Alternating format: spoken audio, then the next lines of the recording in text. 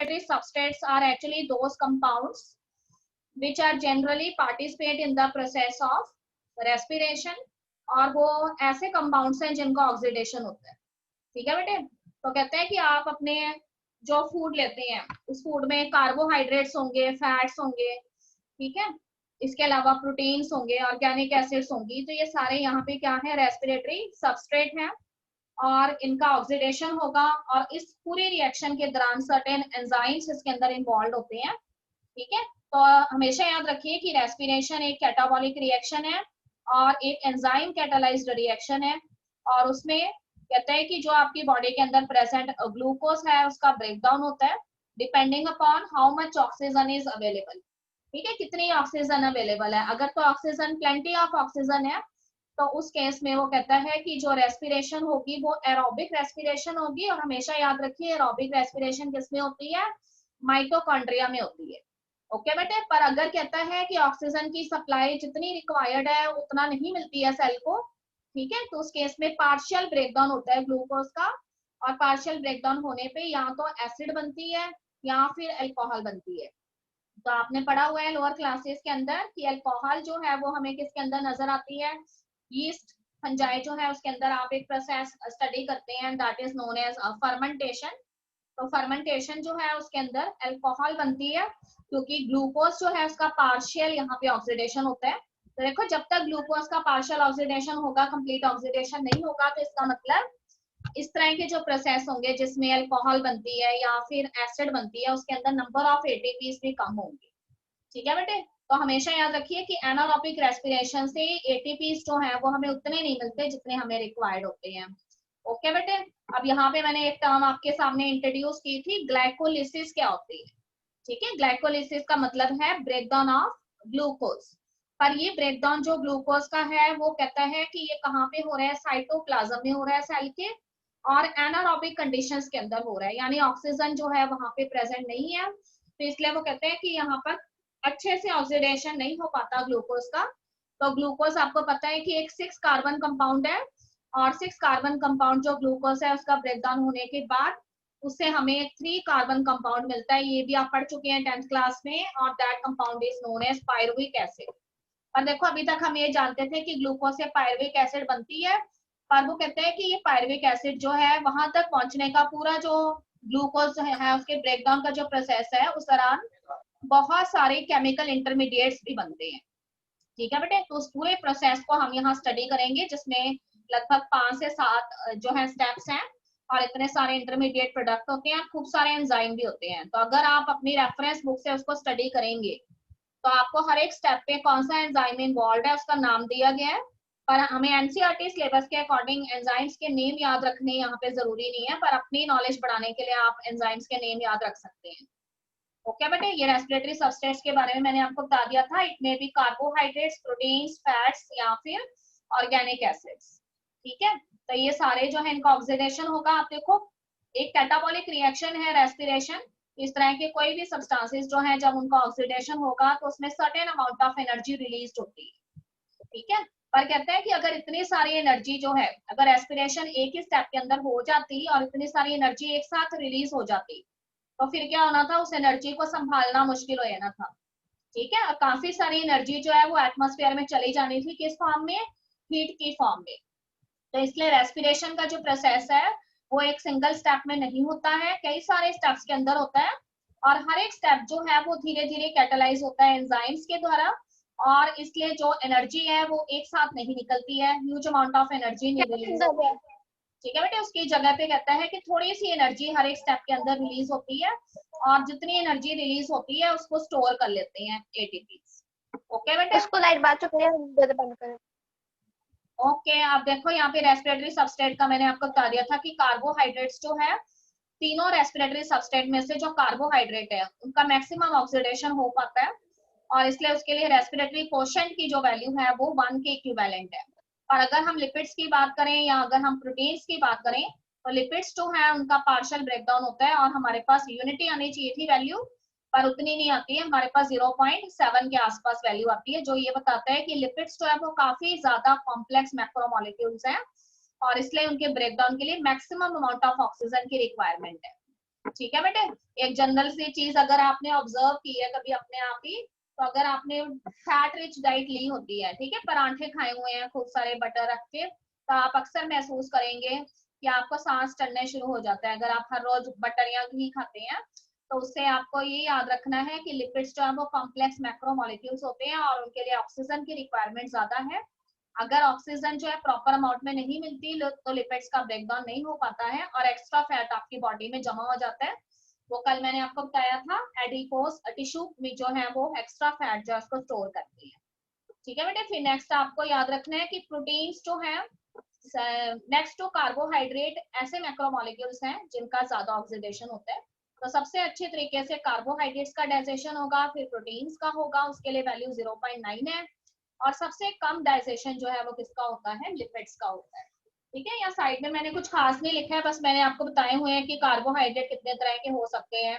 It में भी glucose, fructose, starch, glycogen, sucrose, whatever. ठीक है, फैट्स में फैटी एसिड, ग्लिसरॉल्स हो सकते हैं। एंड प्रोटीन्स जो है उसके अंदर वो कहते हैं कि अलग अलग तरह के प्रोटीन्स हो सकते हैं अकॉर्डिंग टू योर वेट।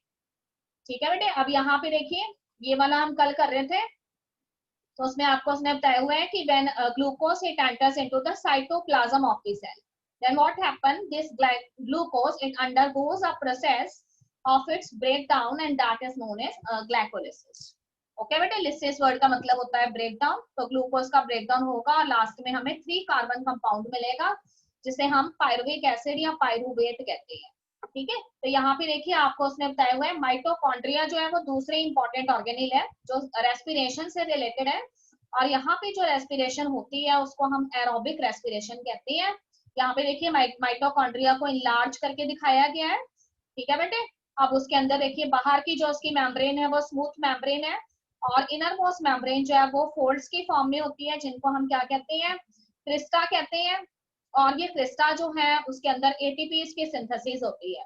ठीक है, वो भी आपको मालूम है कि क्रिस्टा के अंदर क्या प्रेजेंट होते हैं, F0 F1 पार्टिकल्स प्रेजेंट होते हैं।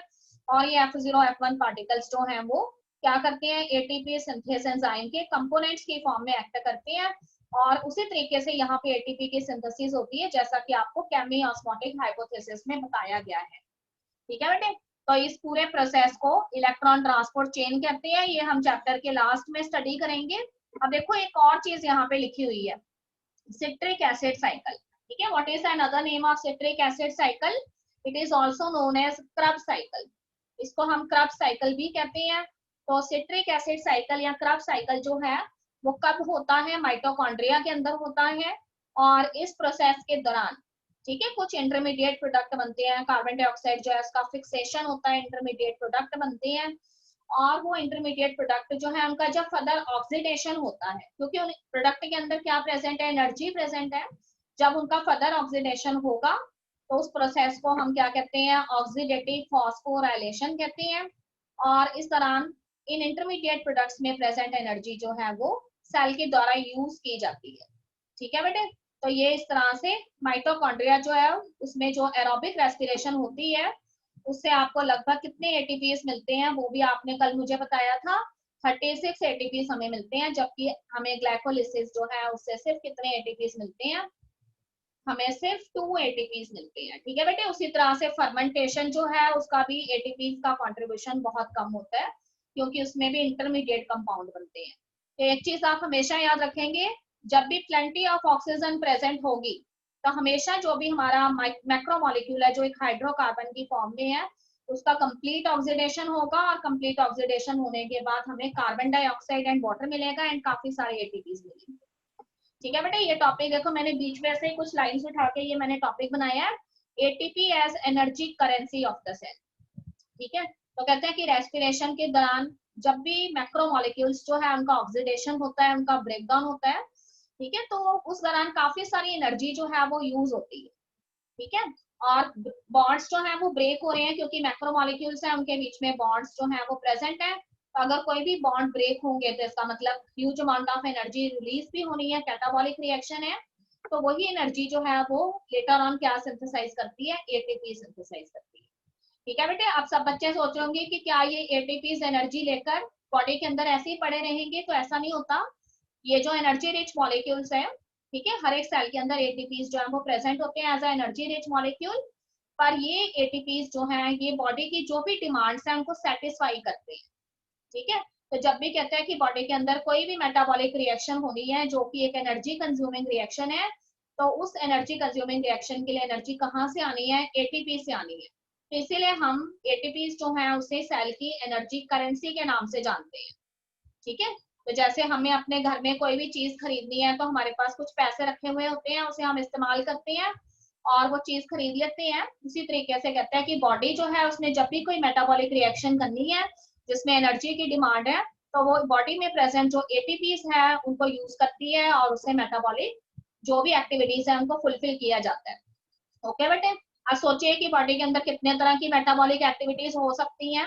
तो कहते हैं कि बॉडी में हो सकता है कुछ नए मॉलिक्यूल्स बनने हैं, ठीक है, या फिर कोई पहले से मॉलिक्यूल्स जो प्रेजेंट है उनका ब्रेकडाउन होना है, उसमें भी एनर्जी की जरूरत पड़नी है, ठीक है। और इसके अलावा कहते हैं कि कुछ नए सेल्स जो हैं वो फॉर्म होने हैं और कुछ पुराने सेल्स या टिश्यूज जो बॉर्न आउट हो चुके हैं उनको बॉडी में से रिप्लेस किया जाना है, या बॉडी के कुछ पार्ट जो हैं वो इंजर्ड हो गए हैं तो उसको फिर से रिकवर करना है। तो इस तरह की अलग अलग तरह की मेटाबॉलिक एक्टिविटीज जो हैं वो एटीपीज की हेल्प से जो है बॉडी के अंदर कंप्लीट होती है, ठीक है बेटे। यहाँ पे देखिए मैंने लिखा है energy trapped in the ATPs in various energy process of organisms and carbon skeleton produced during respiration is used as precursor for biosynthesis of other molecules in the cell, ठीक है। तो एटीपी में जो प्रेजेंट एनर्जी है plus इस तरह के जो मैक्रो मॉलिक्यूल्स हैं जो रेस्पिरेशन के दौरान ऑक्सीडाइज हुए हैं उनमें प्रेजेंट जो एनर्जी है उस एनर्जी की हेल्प से बॉडी के अंदर दूसरे मॉलिक्यूल्स जो है उनकी सिंथेसिस होती है, ठीक है बेटे। यहाँ पे देखिए आपको एटीपी का स्ट्रक्चर नजर आ रहा है।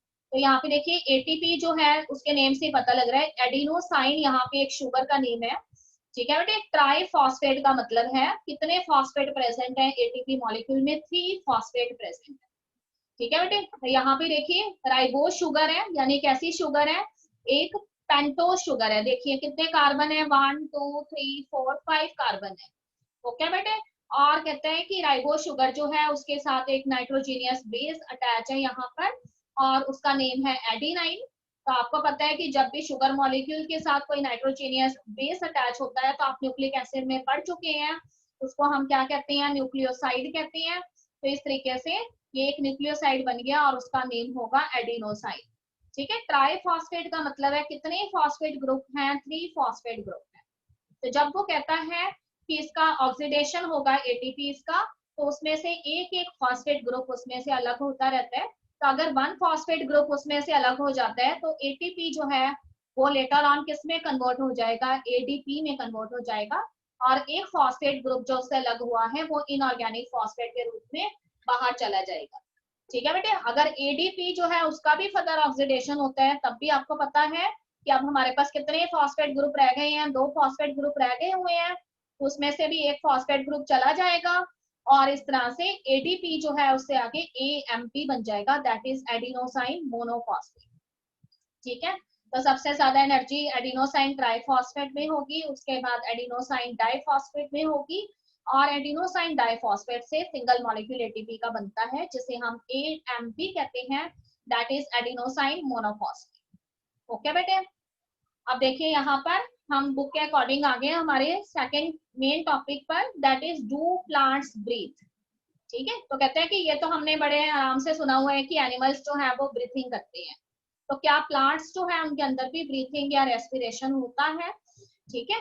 तो हमेशा हम जो है ये चीज ध्यान रखते हैं कि प्लांट्स जो है वो क्या करते हैं, कार्बन डाइऑक्साइड जो है डे टाइम यूज करते हैं और उसकी हेल्प से वो क्या करते हैं, फोटोसिंथेसिस करते हैं, ठीक है। पर हमेशा याद रखिए कि कार्बन डाइऑक्साइड जो है उससे उन्होंने फोटोसिंथेसिस तो कर लिया दिन के समय, पर कुछ ऑक्सीजन जो है, अगर आपने कभी भी ध्यान से सुना है अपने एल्डर्स की एडवाइस जो है उसको ध्यान से सुना है तो आपको बोला जाता है कि पेड़ों के नीचे रात के टाइम हम सोते नहीं है, बिकॉज वो क्या करते हैं, ज्यादा अमाउंट में ऑक्सीजन जो है या कार्बन डाइऑक्साइड जो है वो देते हैं, ठीक है। रात के समय क्या देंगे, देखो दिन के समय अगर उन्होंने कार्बन डाइऑक्साइड जो है वो ली है तो रात के समय उसे छोड़ देंगे, इसका मतलब अपोजिट चल रहा है मामला यहाँ पर। तो रात के समय वो कौन सी गैस ले रहे होंगे, फिर ऑक्सीजन गैस ले रहे होंगे, ठीक है बेटे। तो दिन के समय CO2 लेते हैं, रात के समय ऑक्सीजन लेते हैं और उसकी हेल्प से क्या करते हैं, रेस्पिरेशन करते हैं। अब वो कहते हैं कि अगर एनिमल्स की हम बात करते हैं तो उनके अंदर रेस्पिरेटरी ऑर्गन्स प्रेजेंट होते हैं, तो क्या प्लांट्स में ऐसे कोई स्पेशलाइज्ड ऑर्गन्स प्रेजेंट हैं? ठीक है, तो एक चीज हमें अच्छे से मालूम है कि प्लांट्स जो है उसके अंदर गैसियस एक्सचेंज के लिए क्या प्रेजेंट होते हैं, लीव्स के अंदर स्टोमेटास प्रेजेंट होते हैं।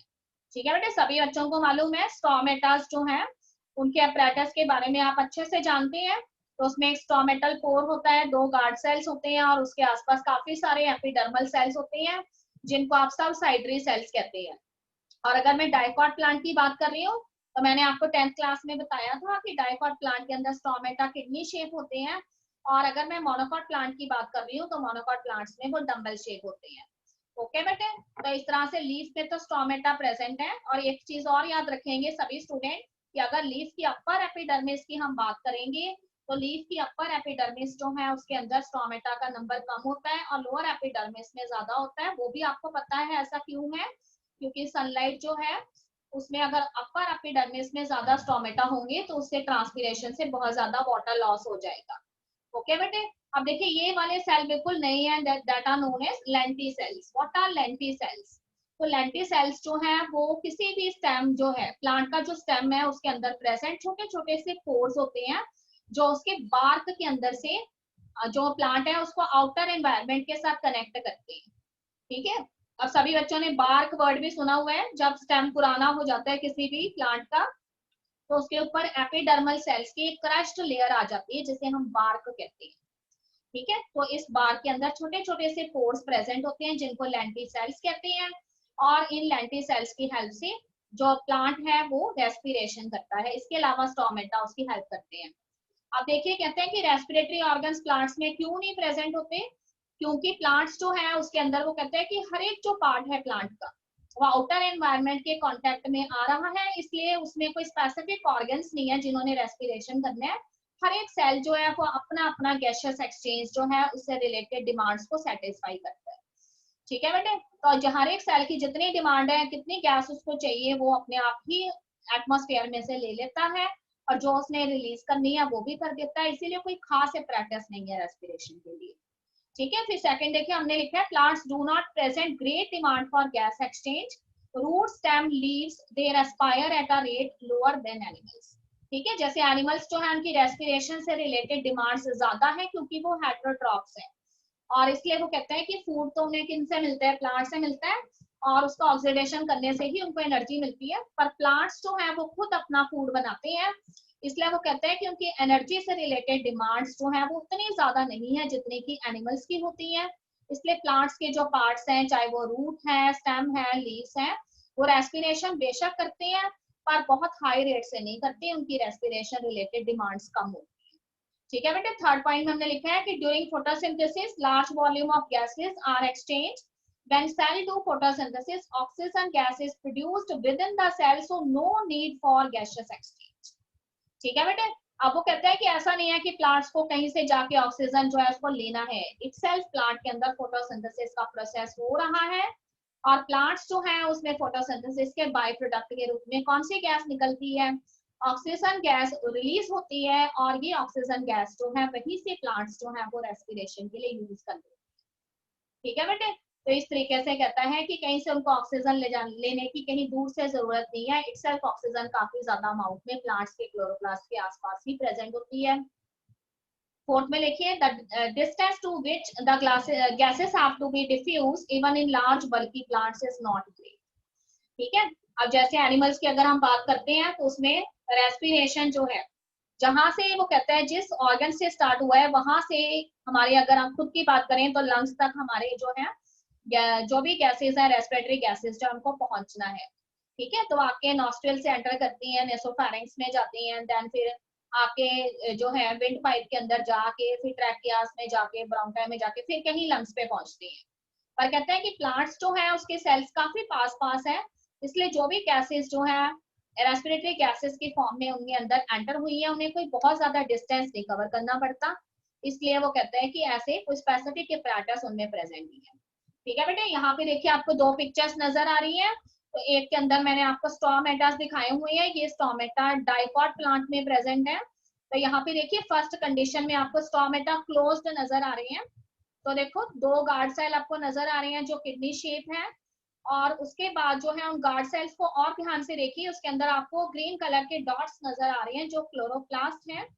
ठीक है बेटे, इसके अलावा आपको एक बड़ी सारी वैक्यूल नजर आ रही है, क्योंकि प्लांट्स जो है उनमें वैक्यूल्स होती हैं। ठीक, और इसके आसपास उन्होंने सब साइडरी सेल यहाँ दिखाए नहीं है, पर हम बहुत बार ड्रॉ कर चुके हैं, उसमें सब साइडरी सेल्स भी होते हैं गार्ड सेल के आसपास, और उनके अपने न्यूक्लियस है। तो देखिए जब स्टोमेटा क्लोज हो जाएंगे तो उस समय गैसियस एक्सचेंज जो है वो नहीं होगा। ठीक है, तो जो भी प्लांट के अंदर एक सेल प्रेजेंट गैसेस है वही इस्तेमाल होंगी यहाँ पर। और यहाँ पे देखिए स्टोमेटा आपको ओपन होते हुए नजर आ रहे हैं, तो यहाँ पे स्टोमा लिखा है, स्टोमा वर्ड का मतलब है स्टोमेटल पोर। ठीक है, तो जब स्टोमेटा डे टाइम के दौरान जो है टेरेस्ट्रियल प्लांट्स के अंदर ओपन रहते हैं और उसके बाद उनके अंदर गैसियस एक्सचेंज होता है, तो आपको मालूम है कि डे टाइम के दौरान उन्होंने क्या करनी है, फोटोसिंथेसिस करनी है, और इसलिए वो कौन सी गैस लेकर जाएंगे, कार्बन डाइऑक्साइड गैस लेके जाएंगे, और रात के समय वो कौन सी गैस लेके जाएंगे, ऑक्सीजन गैस लेके जाएंगे, क्योंकि उन्होंने अपनी रेस्पिरेशन से रिलेटेड डिमांड्स जो है उनको सेटिस्फाई करनी। ठीक है बेटे, अब देखिए यहाँ पे साइड में आपको लेंटी सेल्स नजर आ रही हैं। तो लेंटी सेल्स जब भी आपसे पूछा जाता है आपने हमेशा याद रखना है कि लेंटी सेल्स जो है वो स्टेम के बार्क के अंदर प्रेजेंट होती हैं। तो इस तरह से जब किसी भी ट्री का स्टेम बहुत पुराना हो जाता है तो आप उसे ध्यान से देखिए, आपको उसके ऊपर क्रस्ट लेयर नजर आती है एपिडर्मिस की, पर बीच बीच में वो कहते हैं कि इस तरह के छोटे छोटे से पोर्स होते हैं जिनको हम लेंटी सेल्स कहते हैं। ठीक है, आपको ये स्टूडेंट बता सकता है कि लेंटी सेल्स जो है उनका नाम लेंटी सेल्स क्यों पड़ा है? Yes, बेटे, why these cells are known as lenticels? Why they do not have some another name? हाँ जी, any idea? Yes, बेटे, no idea. Okay, lenticels जो है उनको लेंटी सेल्स इसलिए कहा जाता है क्योंकि दिखने में उनकी जो शेप होती है वो लेंस शेप होती है। ठीक है, जैसे लेंस होता है ना उस तरीके की इनकी शेप होती है, इसलिए उनको हम लेंटी सेल्स कहते हैं। ओके बेटे, अब देखिए यहाँ पर सेलुलर रेस्पिरेशन पे आगे हम, यहाँ पे आपको एक इक्वेशन नजर आ रही है।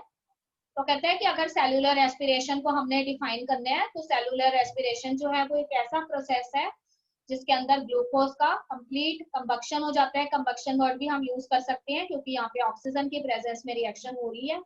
तो 1 मॉलिक्यूल ग्लूकोज जो है यहाँ पे रिएक्ट करेगा, पर कितने मॉलिक्यूल ऑक्सीजन के साथ रिएक्ट करेगा? 6 मॉलिक्यूल्स ऑक्सीजन के साथ रिएक्ट करेगा। ठीक है बेटे, देखो यहाँ पे रिएक्शन में कितने मॉलिक्यूल्स कार्बन डाइऑक्साइड के रिलीज हो रहे हैं? 6 मॉलिक्यूल्स रिलीज हो रहे हैं। 6 मॉलिक्यूल्स ही वाटर के रिलीज हो रहे हैं, एंड साथ में एटीपीज जो है वो एनर्जी जो है स्टोरिंग मॉलिक्यूल्स की फॉर्म में यहाँ पे रिलीज होंगे, क्योंकि जो भी ये ग्लूकोज के बीच में प्रेजेंट कार्बन कार्बन में जो भी बॉन्ड प्रेजेंट है जब वो ब्रेक होंगे तो उस कैटाबॉलिक रिएक्शन के दौरान जो एनर्जी रिलीज होगी वो एटीपीज की फॉर्म में हमें मिलेगी। ठीक है बेटे, यहाँ तक क्लियर हो गया सभी बच्चों को? स्पीक अप,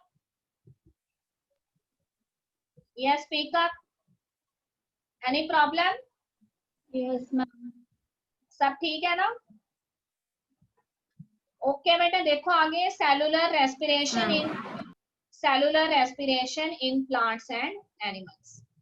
ठीक है, तो उसमें उसने बताया हुआ है कि अगर हम बात करते हैं एनारोबिक रेस्पिरेशन की, तो आपको बताया था कि एनारोबिक रेस्पिरेशन हमेशा किसमें होनी है? साइटोप्लाज्म में होनी है, और उसको हम ग्लाइकोलिसिस कहते हैं।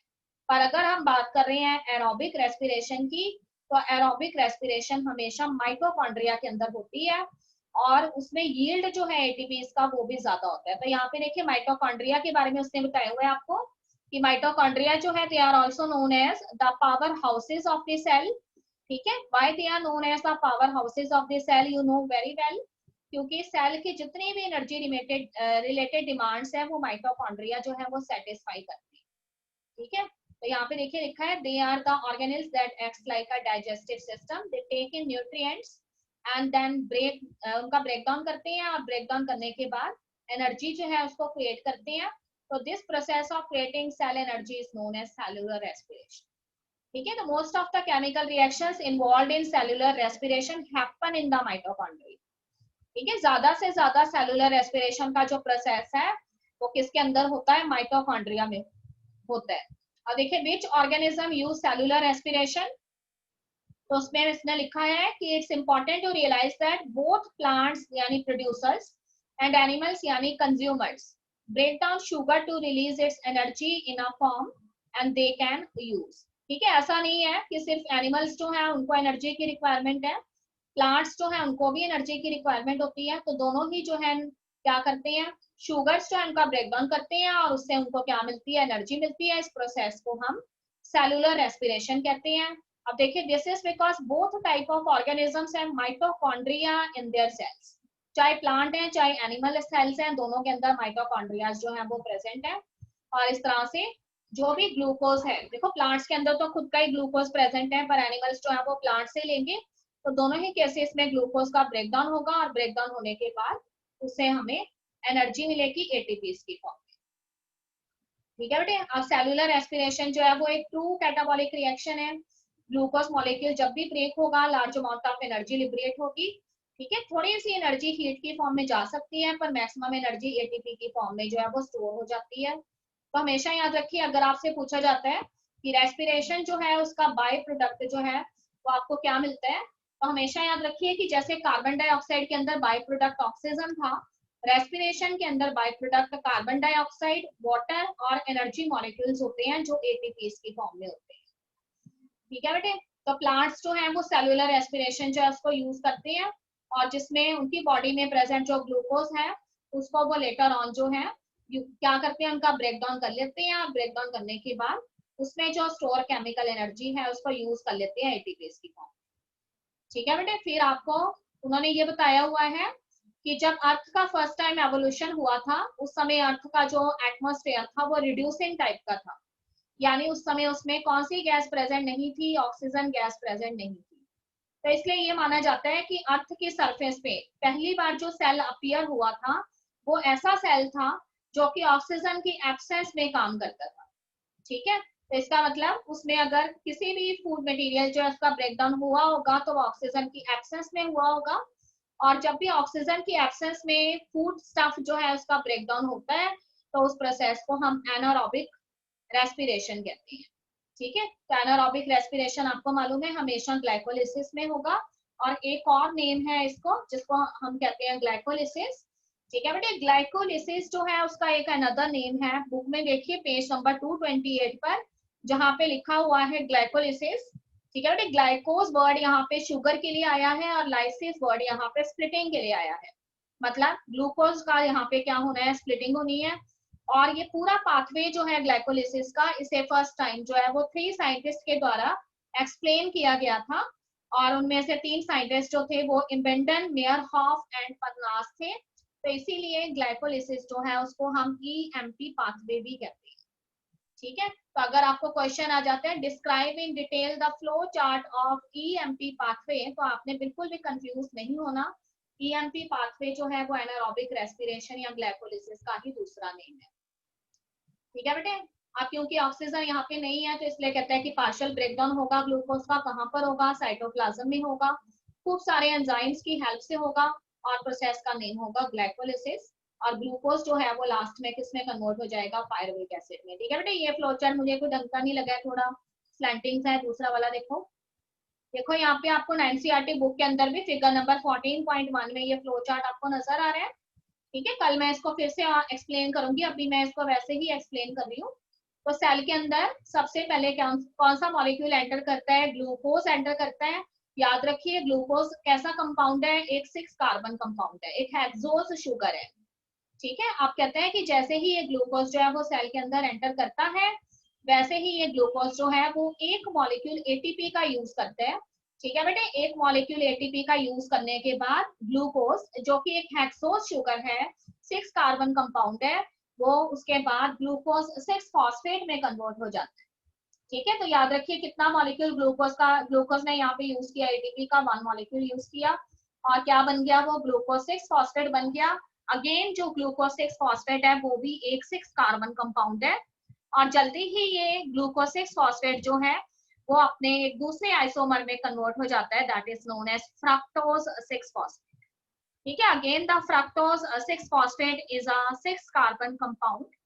और उसके बाद कहते हैं कि फ्रक्टोज 6 फॉस्फेट जो है वो आगे जाके फिर किस में कन्वर्ट होता है, फ्रक्टोज 1,6 बाइफॉस्फेट या डाइफॉस्फेट में कन्वर्ट होता है, जो अगेन एक 6 कार्बन कंपाउंड होता है।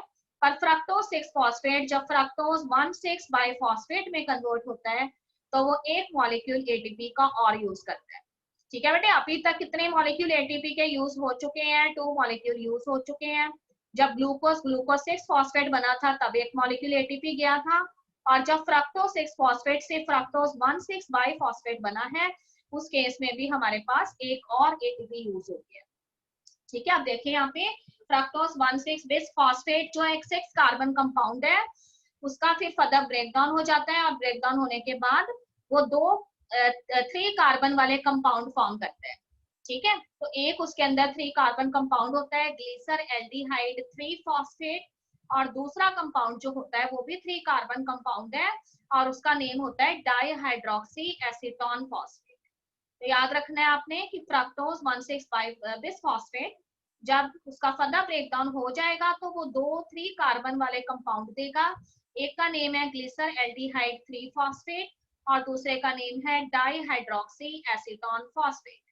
ओके बेटे, अभी देखिए यहाँ पे हमने बीच में एक साइन लगाया हुआ है रिवर्सिबल रिएक्शन का, जो ये शो करता है कि दोनों ही कंपाउंड एक दूसरे में इंटरचेंज हो सकते हैं। ठीक है, तो कई बार glyceraldehyde 3 phosphate dihydroxyacetone phosphate बन जाता है, और कई बार डाइहाइड्रोक्सी एसीटोन जो है वो ग्लिसर एल्डिहाइड 3 फॉस्फेट बन जाता है।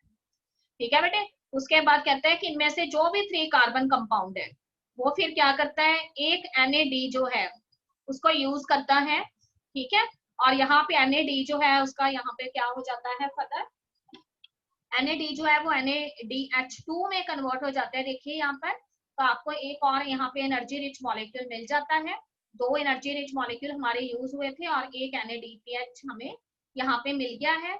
उसके बाद हमारे पास जो कंपाउंड आ जाएगा वो होगा 1,3 बिसफॉस्फोग्लिसरिक एसिड। ठीक है बेटे, अब ये 3 कार्बन कंपाउंड से बना है इसलिए ये भी 3 कार्बन कंपाउंड होगा। फिर ये 1,3 बिसफॉस्फोग्लिसरिक एसिड जो है वो 3 फॉस्फोग्लिसरिक एसिड जो है उसमें कन्वर्ट हो जाएगी।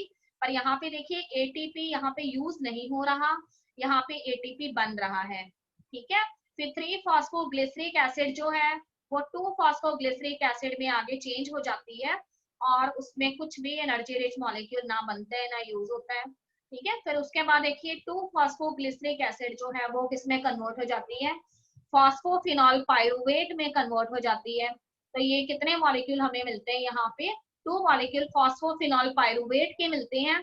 और लास्ट स्टेप में जब फॉस्फोफिनॉल पाइरुवेट के 2 मॉलिक्यूल्स आगे जाके 2 मॉलिक्यूल्स बनाते हैं किसके, पाइरुविक एसिड के, जो कि एक 3 कार्बन कंपाउंड है, उस दौरान एक और एटीपी यहाँ पे जनरेट होता है। ठीक है बेटे, अब ओवरऑल अगर हम इसका यील्ड निकालेंगे तो हमेशा मैं आपको बोलते आ रही हूँ कि हमारे पास नेट गेन ग्लाइकोलिसिस से कितना होता है, 2 एटीपीज होता है। तो अभी मैं आपको बताऊंगी कि मेरे पास 2 एटीपी कैसे हुए हैं। ठीक है बेटे, देखो यहाँ पहले 2 स्टेप्स के अंदर मेरे 2 एटीपीज यहाँ पे लग गए थे। ठीक है, और उसके बाद यहाँ पे मेरे कितने एटीपीज जो हैं फिर से जनरेट हो गए हैं, 2 एटीपीज मेरे यहाँ पे जनरेट हो गए हैं। ठीक है, अब सब बच्चे सोच रहे होंगे अगर 2 ही एटीपीज लग गए हैं और 2 एटीपीज जनरेट हो गए हैं, ठीक है, तो कोई प्रॉब्लम नहीं है, 2 हमारे पास एटीपीज बने रहेंगे। और ये जो NADH है यहाँ पर, NADH2 जो बना है वो भी एक एनर्जी रिच मॉलिक्यूल है। चैप्टर में आगे जाके आपको पता लगेगा कि NADH2 जो है उसके अंदर कितने एटीपीज होते हैं, तो उसमें भी 2 एटीपीज होते हैं। ठीक है बेटे, पर यहाँ पे सिर्फ हम एटीपी अकेले की बात कर रहे हैं, तो पूरे प्रोसेस में अगर मेरे 2 एटीपीज लगे थे तो 2 ही मुझे वापस मिल गए हैं। इसका मतलब नेट गेन एटीपीज का ग्लाइकोलिसिस से मुझे कितना मिला है, 2 एटीपीज मिले।